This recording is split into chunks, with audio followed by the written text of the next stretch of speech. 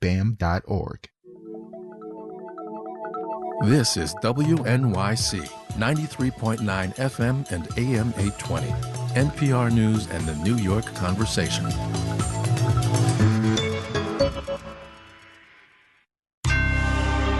Marketplace is supported by Yubico, makers of the YubiKey. Designed to stop phishing, it protects the accounts people rely on. YubiKey, powerful protection, instant access. More at yubico.com. I'm just going to go ahead and say that risk is still macroeconomic worry number one. From American Public Media, this is Marketplace.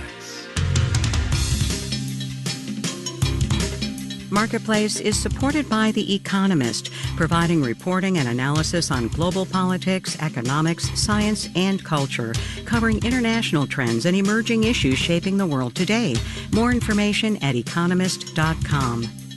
And by the University of Illinois' Geese College of Business, providing a fully online MBA degree that encourages learners to apply what they learn in real time without having to put their career on hold. onlinemba.illinois.edu. And by Bison Managed 401k, a service where advisors actively manage 401k accounts to help individuals meet retirement goals. The Bison Calculator is available at powermy401k.com.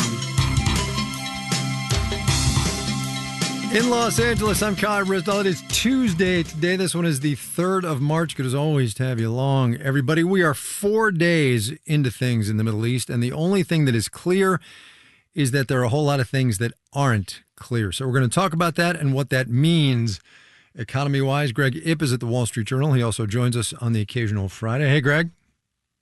Hey, Kai. How are you? I'm all right, thanks. Test my premise. Risk. What is your assessment of the risk tolerance, the risk atmosphere out there? Well, you wake up to a new war in the Middle East, and obviously people are worried, and that adds to the risk in the whole geopolitical economic situation.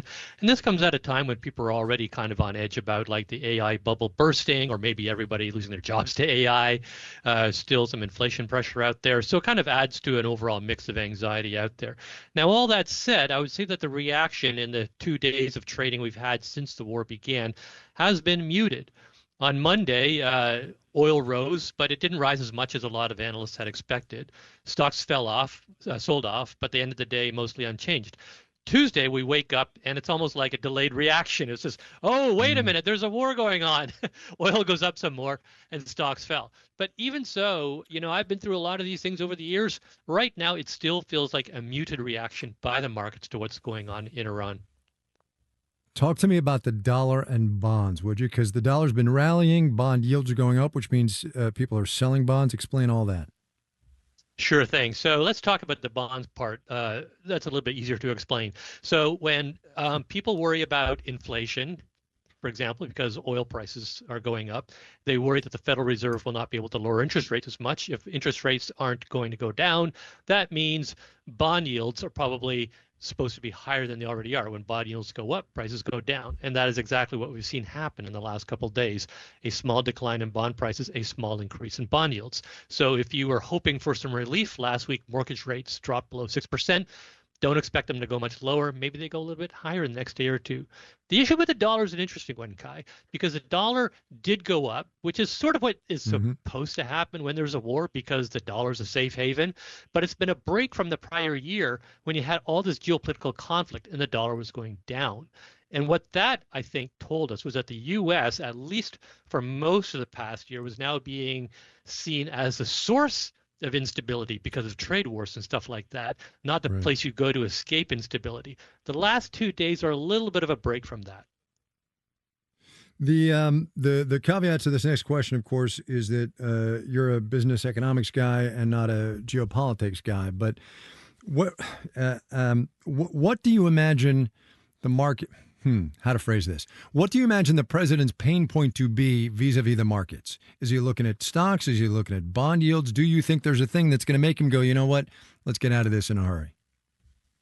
I think all those things are going to bear on that, Kai. I think the president goes into this war on the premise that within 4 to 6 weeks, he can achieve most of his aims, which is really basically the capitulation of the regime in Iran to his key demands: stopping nuclear enrichment, stopping ballistic missile development, stopping support for proxies. And so I suppose I would assume that he steeled himself for some pain over that 4 to 5 weeks.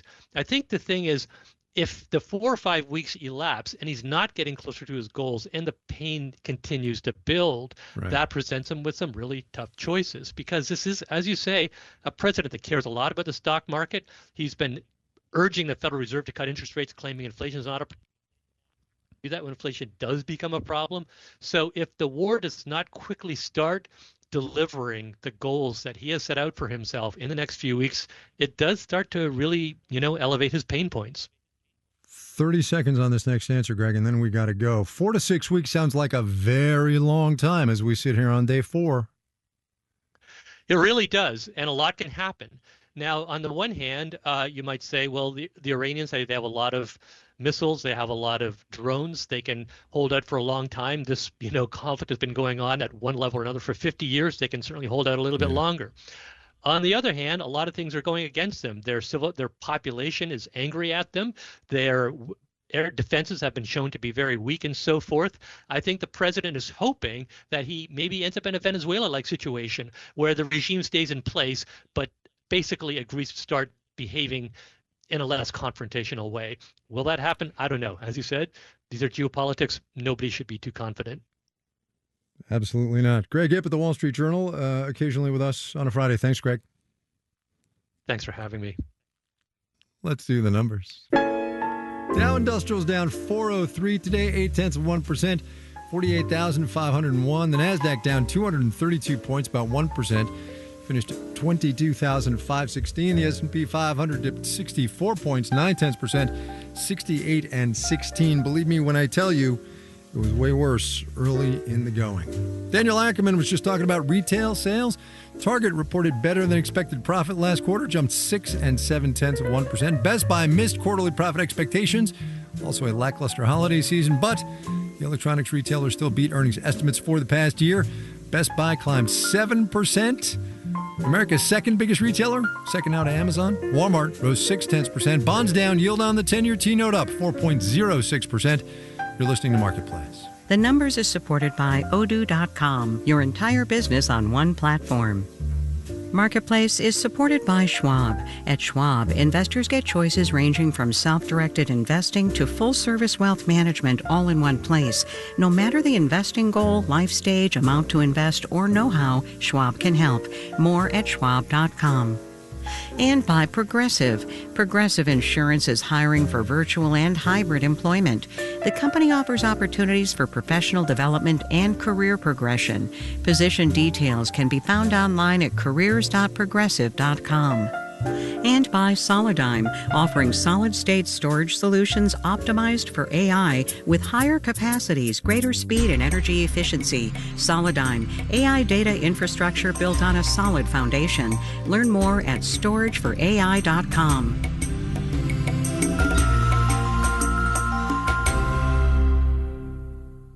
Hey, it's Elsa Chang from NPR. Donating to this station makes a big difference, but it doesn't have to be a big decision. It can be a spur-of-the-moment kind of thing. Think of all the random stuff that you own, clothes worn once, or gadgets you never even figured out how to use, all paid for. You already get so much out of public radio, so just go for it. Contribute right now, and thank you. Here's how to do it. Call 888-376-9692. You can also go online to WNYC.org and click on Donate.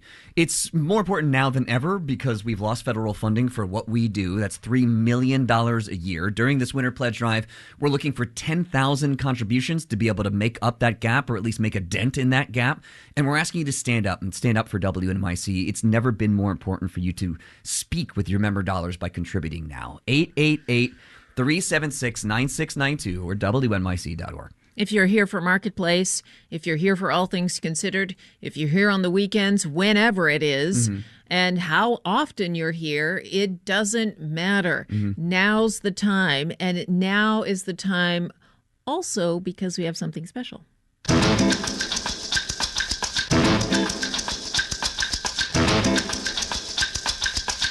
That means that we have a match in place. There is an anonymous fan of WNYC that has offered to match dollar for dollar until 7 o'clock, 20 minutes. We got 20 minutes here. Let's do it. To start really racking it up, because I'll tell you, that dollar for dollar, it actually, when you think about it, let's say someone calls and gives $1,000. That's $2,000 right now. Yeah. That's kind of crazy.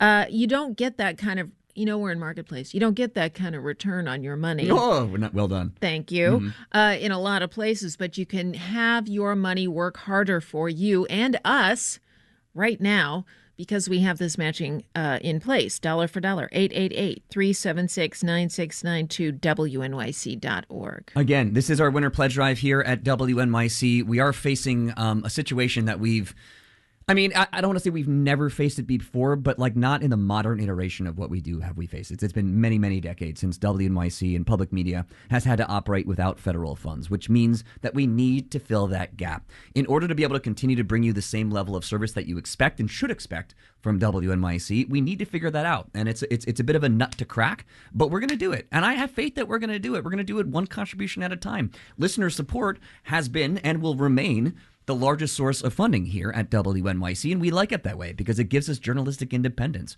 It's literally your member dollars that allow us to be able to do the work that we do day in and day out in the way that we do it, and we like it that way. And it's even more important now that you contribute during this matching period because, again, your money goes twice as far. So like Tiffany said, if you give $1,000, it's $2,000. If you give $5, it's $10. If you give $10, it's $20. Whatever works for your budget works for us, and contribute now in the next 20 minutes and know that your money is going to go twice as far. It's really that simple. 888-376-9692 or WNYC.org. I've been talking about how one of the things that we do in moments like these is provide history and context and perspective. And Marketplace, great example. Great example. What is the impact going to be on the world economy? Right. What is the impact going to be on your wallet? Right. What is the impact going to be on oil prices? These are the kinds of questions that Marketplace is here to answer. Those large economic trends, Marketplace. A lot of folks tune in for this program because of the context that they provide.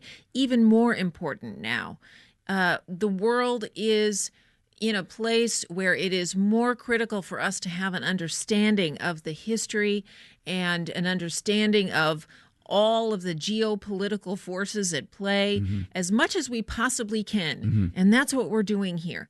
888-376-9692. At a time, you can give now at a time when your money's going to work twice as hard for us. Dollar for dollar match in place thanks to an anonymous superfan. 888-376-9692, WNYC.org. And you might say to yourself, what is the best time to give? Or maybe you're saying this to yourself, I'll give, but I don't really have time right now. I'm not going to get to it. The reality of the situation is that if you're not listening to WNYC, it may not be top of mind. So what I'm asking you to do right now, take the 5 minutes. It really does not take much time at all to call that number and contribute to WNYC, especially during this matching period. I'm calling upon you to stand up for what you believe in, for what you value with your member dollars right now. Keep WNYC strong for another 100 years. We're going to do it together, and we're going to do it one contribution at a time. Again, that number is 888-376-9692. You can also go online, make that contribution at WNYC.org. You can also do it through the WNYC app. Most importantly, though, thank you so much. This is Marketplace. I'm Kai Risdall. We're going to get the latest report on light vehicle sales. That's cars and SUVs and pickups. It's coming from the Bureau of Economic Analysis tomorrow. Best guesses are that February will have been a bit better than January was. Auto sales have been, in a word, volatile the past couple of years. COVID-induced shortages, which of course you remember, followed by surging demand, and then tariffs topped by people rushing to buy before EV tax incentives went away. So, Marketplace's Mitchell Hartman takes a look now at what's in store for motor vehicle sales in the 26-27 model year.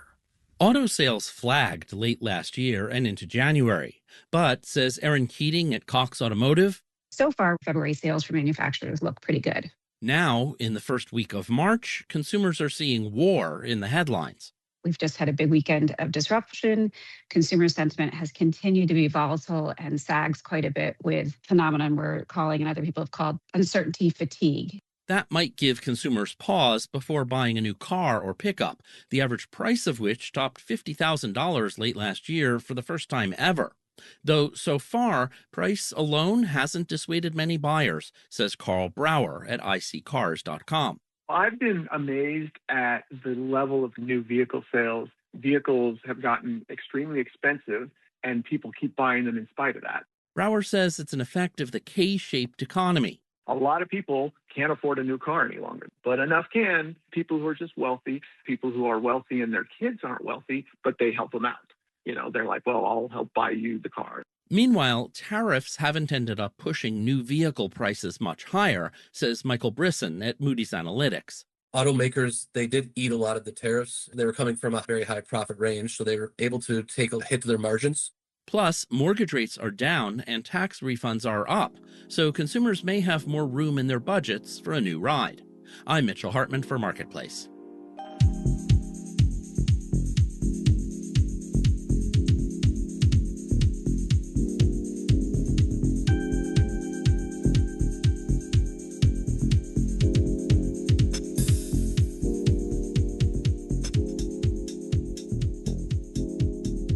Of the many decisions parents have to make, one of the first after deciding to actually have a child is child care. It's often expensive, and in some parts of the country, rural areas in particular, it's hard to find. The left-leaning Center for American Progress says something like 60% of rural families live in child care deserts, defined as 3 young kids for every slot that's available. Lee Patterson visited a mountain town in southwestern Colorado that's trying to close that gap between kids and care. 6-month-old Daisy wakes up from a nap with pink cheeks and spiky hair. She is so cute. She knows it, too. Sarah and Adam Hachtel are picking her up from Ouray Family Childcare, located in a little town down near Telluride. When did she start here? Today. Today's her first day? Yes. How did it go? Great, yeah. It went wonderful, yeah. Baby Daisy got a spot here for the winter. Adam remembers what things were like before they found this place, back when their older son was young. A lot of driving. With few full-time options close by, these parents would spend nearly 3 hours a day getting their son to and from daycare.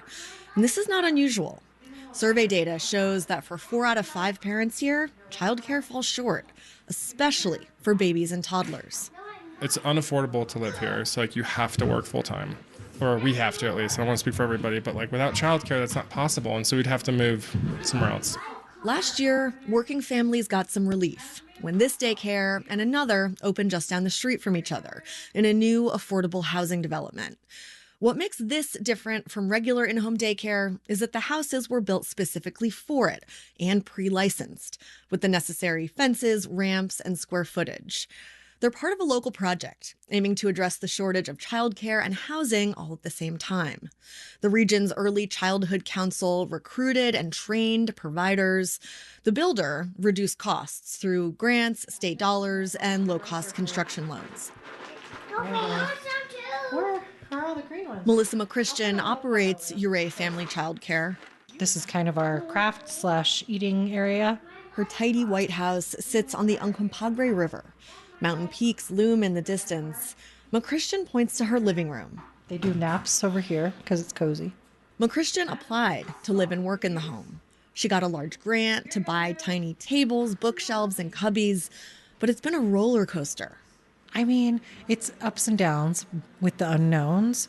She's had to learn billing and scheduling. Enrollment was slow at first. But now, I'm probably set with babies and then with a wait list for 3 years.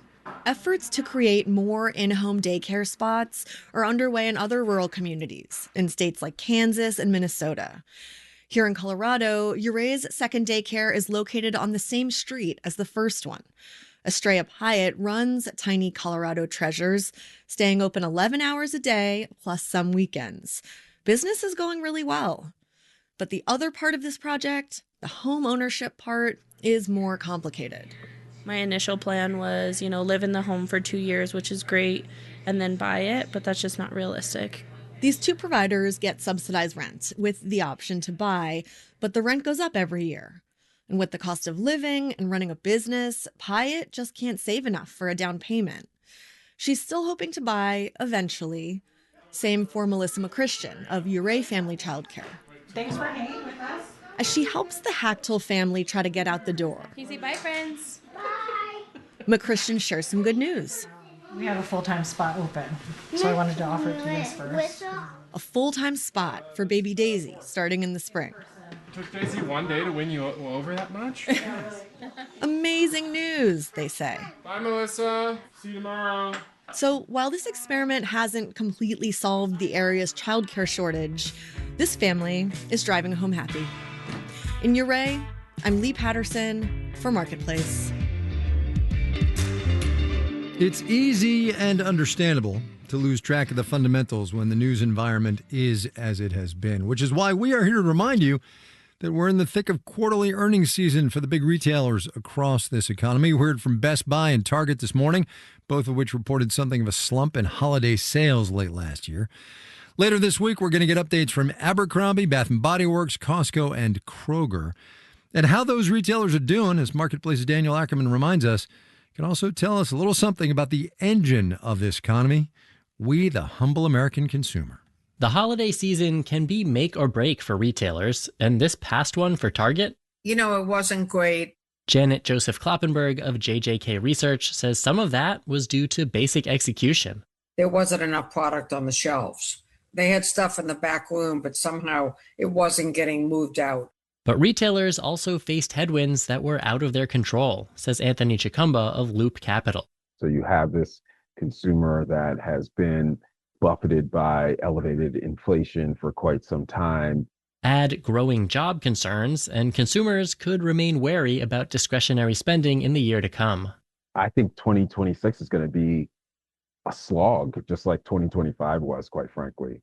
Chicumba says oil prices are already rising due to the war in the Middle East, which could further strain consumers and retailers alike. But there are some opportunities for retailers, says Jessica Ramirez of the Consumer Collective. Those include beauty products and work attire. In a time where the consumer is concerned about holding on to their job, they will be wanting to dress to impress and feel good. Many Americans will also see higher than usual tax refunds this year, says Janet Joseph Kloppenberg of JJK Research. Usually we don't see the consumer save when they get a little treat. We see them spend it right away. That could provide a temporary boost for retailers. I'm Daniel Ackerman for Marketplace.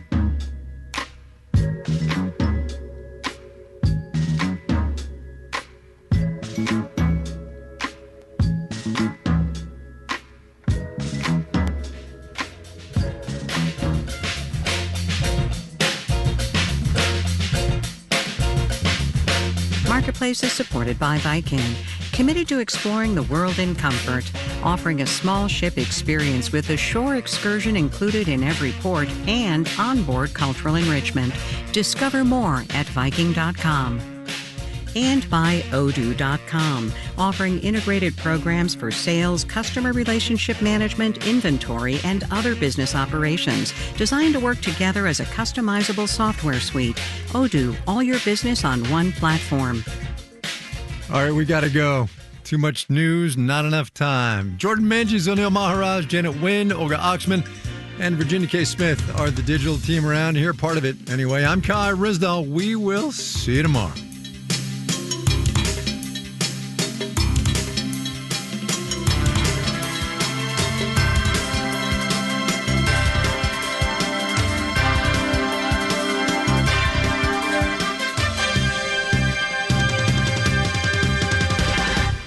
This is 8 p.m.